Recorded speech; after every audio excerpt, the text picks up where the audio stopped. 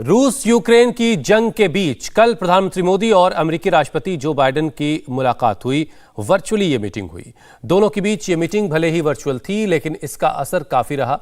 PM Modi ने जहां बातचीत के जरिए रूस यूक्रेन युद्ध को खत्म करने पर जोर दिया, वहीं बाइडेन ने भारत अमेरिका रिश्ते को और मजबूत करने की बात कही। प्रेसिडेंट बाइडेन, सबसे पहले मैं आपके गर्मजोशी भरे शब्दों के लिए आभार प्रकट करना चाहता हूं। आज हमारे रक्षा और विदेश मंत्री कुछ देर बाद 2+2 फॉर्मेट में मिलेंगे। उससे पहले हमारी यह मुलाकात उनकी बातचीत को दिशा देने के लिए महत्वपूर्ण है और इस वर्चुअल मुलाकात का इनिशिएटिव आपने लिया, इसके लिए भी मैं आपका अभिनंदन करता हूं।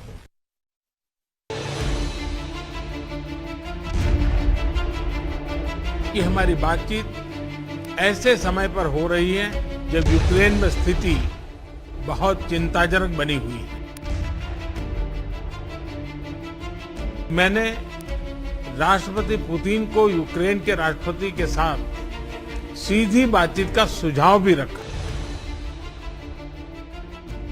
बूचा शहर में निर्दोष नागरिकों की हत्याओं की खबर बहुत ही चिंताजनक थी। Democracy can deliver. भारत और अमेरिका की पार्टनरशिप की सफलता इस स्लोगन को सार्थक करने का सबसे उत्तम जरिया है। इन 4 पॉइंट्स में ही प्रधानमंत्री नरेंद्र मोदी ने न सिर्फ अमेरिका के राष्ट्रपति जो बाइडेन को बल्कि पूरी दुनिया को बता दिया कि प्रेजेंट टाइम में वो ही एक ऐसे नेता हैं, एक ऐसे वर्ल्ड लीडर हैं जो जब बोलते हैं तो पूरी दुनिया उन्हें सुनती है। सोमवार को प्रधानमंत्री मोदी और राष्ट्रपति बाइडेन की ये वर्चुअल मीटिंग रूस और यूक्रेन जंग के बीच हो रही थी और इस मीटिंग में पीएम मोदी ने अमेरिका और दुनिया के सामने अपना एजेंडा साफ कर दिया, बता दिया कि भारत का इस घटनाक्रम को लेकर क्या रुख है, भारत कैसे इस जंग को देख रहा है और भारत कैसे इस जंग को रोकने में जुटा है।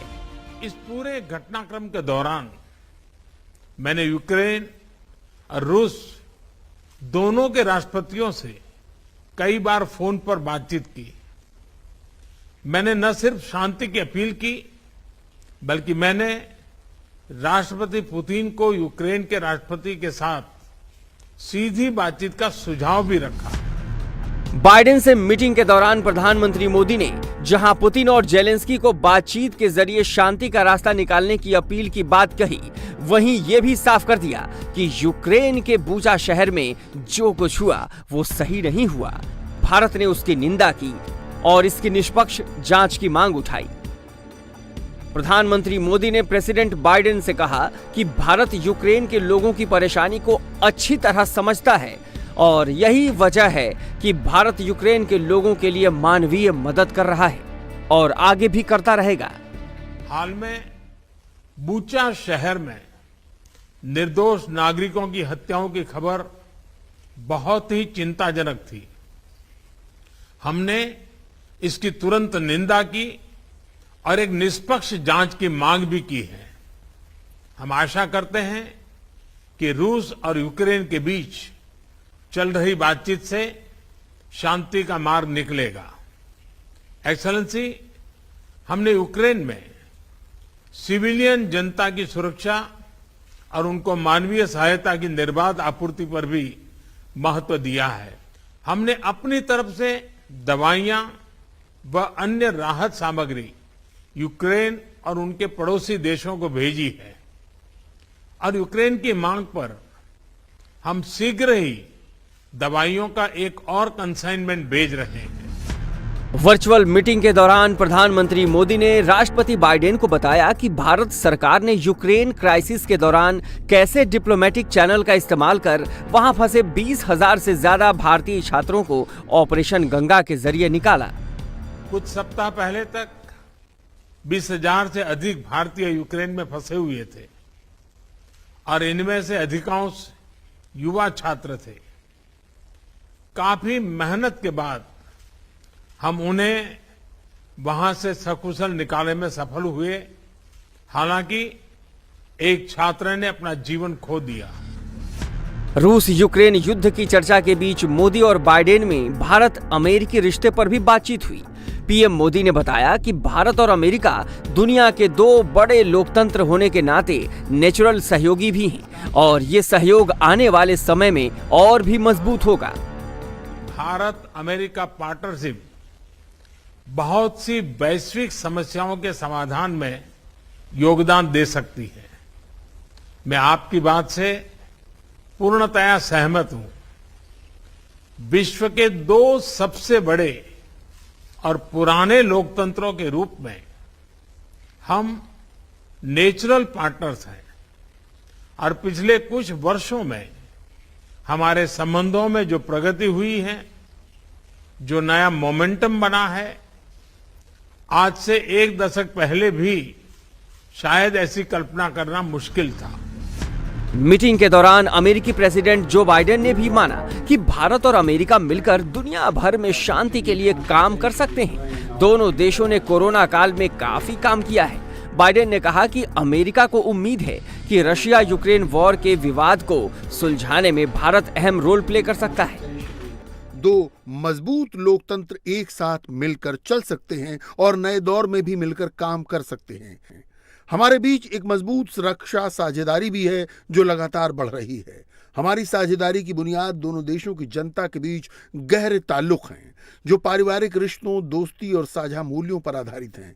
इस मौके पर मैं यूक्रेन की जनता के लिए भारत की मानवीय मदद का भी स्वागत करता हूं, जो इस वक्त एक बर्बर हमले का सामना कर रहे हैं और पिछले कई हफ्तों से वहां चल रहे हिंसक युद्ध में सैकड़ों बेगुनाह नागरिक, बच्चे और महिलाएं मारे गए हैं। भारत और अमेरिका इस मसले पर लगातार बातचीत कर रहे हैं और हम इस बात की चर्चा कर रहे हैं कि किस तरह रूस के इस युद्ध से पैदा हुए हालात में स्थिरता कायम की जा सके। मोदी और बाइडेन के बीच ये वर्चुअल मीटिंग ऐसे वक्त में हुई है जब भारत और अमेरिका के बीच 2+2 डायलॉग हो रहा है। दोनों देशों के विदेश मंत्रियों और रक्षा मंत्रियों ने एक साथ चौथे राउंड की बातचीत की। खास बात यह है कि अमेरिका के रक्षा मंत्री लॉयड ऑस्टिन ने चीन को लेकर बड़ा बयान दिया। उन्होंने कहा कि चीन पूरे इलाके में अवैध कब्जे के जरिए सुरक्षा को चुनौती दे रहा है। ऐसे मौके पर अमेरिका पूरी मजबूती से भारत के साथ खड़ा है। Across the region, the People's Republic of China is attempting to challenge and undermine the sovereignty of its neighbors. Beijing is eroding the security of the Indo-Pacific region from its construction of dual-use infrastructure along your border to its unlawful claims in the South China Sea. And we will continue to stand alongside you as you defend your sovereign interests. इस बातचीत के जरिए America Bharat को ये बताने की कोशिश कर रहा है कि भारत की सीमा पर जब चीन का खतरा पैदा होगा तो उसके साथ रूस नहीं बल्कि अमेरिका खड़ा होगा, क्योंकि यूक्रेन युद्ध के बाद साफ हो गया है कि चीन और रूस साथ आ गए हैं। लेकिन प्रधानमंत्री मोदी ने भी अमेरिका को साफ कर दिया है कि अगर अमेरिका उसका बड़ा सहयोगी है तो रूस से भारत के दशकों पुराने रिश्ते हैं। ऐसे में भारत वही करेगा जो उसके हित में होगा। यूक्रेन से युद्ध के दौरान रूस से तेल खरीदने को लेकर सवाल उठाने पर भारत ने अमेरिका को दो टूक लहजे में जवाब दिया। वॉशिंगटन में 2+2 डायलॉग के दौरान विदेश मंत्री एस जयशंकर ने अमेरिका को जवाब दिया। जयशंकर ने कहा कि रूस से तेल खरीदने पर अमेरिका को भारत पर नहीं बल्कि यूरोपीय देशों पर सवाल उठाना चाहिए, क्योंकि नेटो देश अमेरिका के साझेदार हैं और भारत से कहीं ज्यादा तेल और दूसरी एनर्जी यूरोपीय देश रूस से खरीदते हैं। जयशंकर ने कहा कि भारत ने रूस से अपनी एनर्जी सिक्योरिटी के लिए तेल खरीदा है, इसलिए इस पर किसी को आपत्ति नहीं होनी चाहिए। I noticed you refer to oil purchases. If you are looking at energy purchases from Russia, I would suggest that your attention should be focused on Europe, which probably we do buy some energy which is necessary for our energy security. But I suspect, looking at the figures, probably our total purchases for the month would be less than what Europe does in an afternoon. So you might want to think about it. Pakistan के 23वें वजीर आजम का पद संभालते ही शहबाज शरीफ ने कश्मीर का राग आलापना शुरू कर दिया।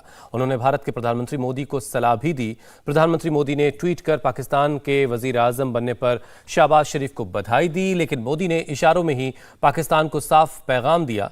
क्या है मोदी का मैसेज, इस खास रिपोर्ट में देखिए। Now I request Mia Mohammad Shehbaz Sharif Sahab to please take the seat of the Prime Minister of the Islamic Republic of Pakistan.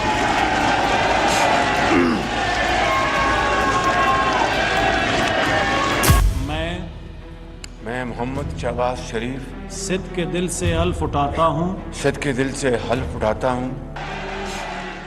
इसके साथ ही पाकिस्तान में चल रहे सियासी उठापटक पर फिलहाल के लिए ब्रेक लग गया। शहबाज शरीफ इस्लामी जमहूरियत पाकिस्तान के 23वें वजीर आजम बन गए। शहबाज शरीफ पड़ोसी देश पाकिस्तान के प्रधानमंत्री बने तो प्रधानमंत्री नरेंद्र मोदी ने उन्हें मुबारकबाद दी। मुबारकबाद के बाद ही पीएम मोदी ने आतंकवाद पर शहबाज को शराफत दिखाने की नसीहत भी दे दी। पीएम ने लिखा, मियां मोहम्मद शहबाज शरीफ को पाकिस्तान का प्रधानमंत्री चुने जाने पर बधाई। भारत क्षेत्र में शांति और स्थिरता चाहता है जो आतंकवाद से मुक्त हो, ताकि हम अपनी विकास चुनौतियों पर ध्यान केंद्रित कर सकें और अपने लोगों की भलाई और समृद्धि सुनिश्चित कर सकें। प्रधानमंत्री नरेंद्र मोदी का ये ट्वीट काफी अहम माना जा रहा है, क्योंकि इस ट्वीट के जरिए भारत ने पाकिस्तान के नए पीएम के सामने अपना स्टैंड क्लियर कर दिया है। बधाई संदेश में पीएम मोदी ने क्षेत्र में आतंकवाद से मुक्त शांति का जिक्र किया है। इसे पाकिस्तान के प्रधानमंत्री शहबाज शरीफ के बयान से जोड़कर देखा जा रहा है, क्योंकि प्रधानमंत्री बनते ही शहबाज शरीफ ने कश्मीर राग अलापना शुरू कर दिया। Because neighbors are not a matter of choice. I mean, it is something you have to live with. तो चूंकि हम हमसाए रहे, क्या में पाकिस्तान से हम बदकिस्मती से हमारे ताल्लुकात भारत से सही न बन सके। मैं ये कहना चाहता हूं कि नवाज शरीफ ने भारत से जब अमन का हाथ बढ़ाया था तो वही नवाज शरीफ था जिसने अक़वाम मुत्तहिदा में असेंबली में वहां पर जाकर कश्मीरियों की हक खुद इरादियत, उनकी आज़ादी के लिए एक जोरदार, बहुत शानदार, इंस्पायरिंग तकरीर की थी।